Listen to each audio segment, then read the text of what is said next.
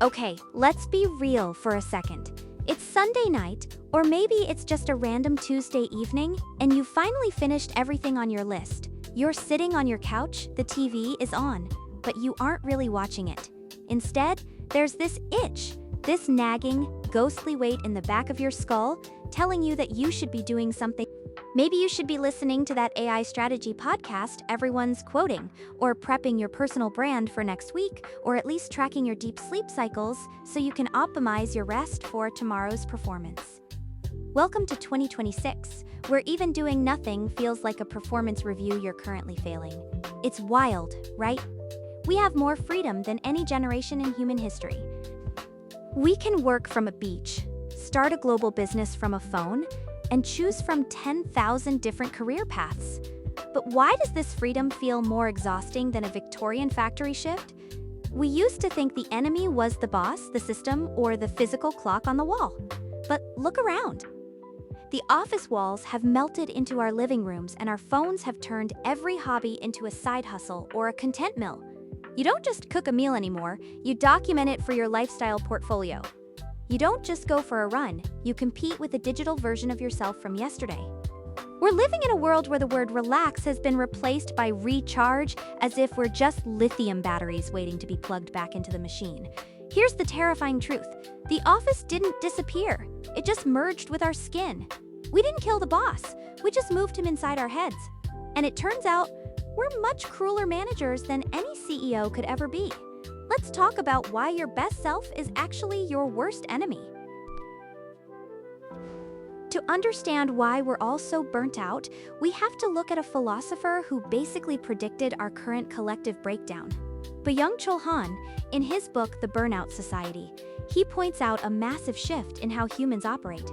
For centuries, we lived in what he calls a society of obedience. It was all about you followed the rules, you did your duty to the king or the church or the boss, and then you went home. There was a clear line between work and not work.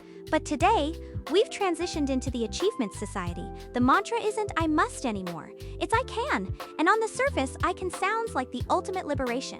It's the language of TED Talks, fitness apps, and motivational posters, but Han argues that I can is actually more lethal than I must. Think about it, when someone tells you what to do, you can rebel against them.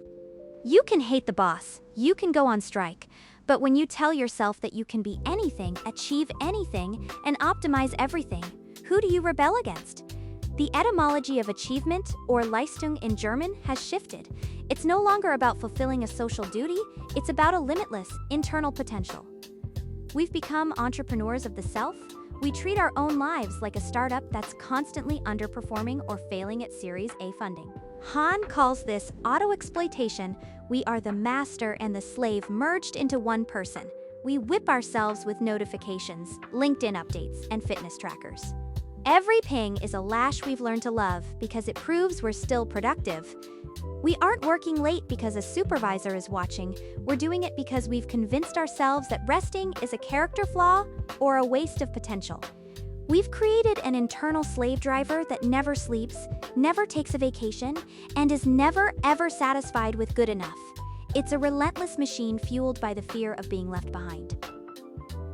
This is where things get really uncomfortable. We usually define freedom as the ability to do whatever we want.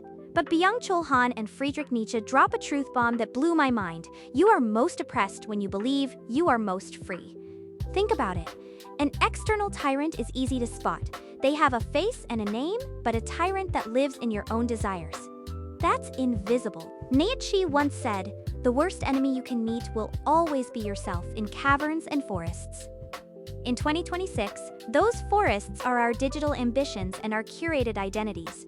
We exploit ourselves more ruthlessly than any external force ever could because we do it willingly. We do it for the likes, for the growth, for the optimized life. We've reached a point where we don't even trust our own bodies anymore. We check our Oura rings or Apple watches to see if we're allowed to feel recovered. If the app says you slept poorly but you feel great, which one do you believe?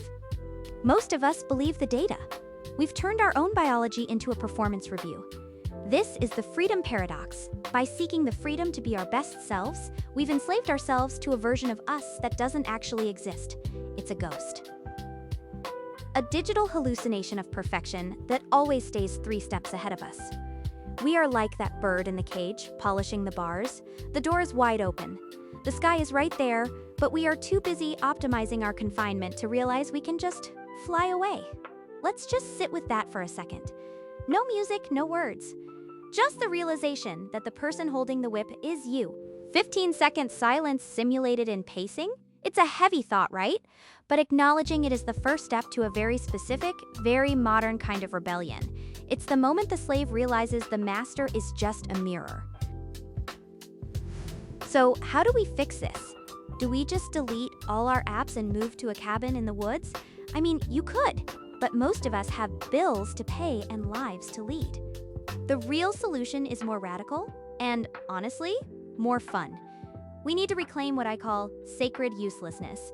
Byung-Chul talks about the contemplative life, the ability to just be without a goal or a metric. In 2026, the most rebellious thing you can do is something that cannot be tracked, measured, or put on a resume. I'm talking about hobbies that you're actually bad at, but enjoy. Painting a picture you'll never show anyone. Reading a book that provides 0 actionable insights for your career. Just staring at a wall for 10 minutes without checking your pulse or your notifications. These are physical spaces or times in your day where optimization tools simply don't exist. No phones, no wearables, no smart anything. A place where you aren't a project to be managed, but a human being. There's a psychological concept called the arrival fallacy, the idea that once we reach a goal, we'll finally be happy, but our brains are wired for the chase. If you spend your whole life optimizing for the next thing, you're on a treadmill that only ends in burnout. Happiness isn't an optimization problem to be solved. It's a byproduct of being present in the messiness and the inefficiency of life. Reclaiming your time from the internal slave driver isn't about being lazy, it's about realizing that your worth isn't tied to your output. You aren't a machine that needs to be efficient. You're a person, and people are allowed to be beautifully, wonderfully, and even aggressively useless sometimes. It is in that uselessness that we find our humanity again. As we wrap this up, I want to leave you with a question that really changed how I look at my own frantic to-do lists. If you've seen the show Severance or the series Beef, you know they're all about people who have perfectly optimized their lives but feel fundamentally hollow. They've achieved everything society told them to, yet they're one minor inconvenience away from a total meltdown. Why? Because achievement is not a cure for existential emptiness. In fact, it's often the cause. The more we optimize ourselves, the more we shave away the useless parts of our souls, the parts that dream, the parts that play, the parts that just exist without a purpose. But those are the parts that make life worth living. So, here's the challenge for you today. What would you do if it didn't count toward your best self?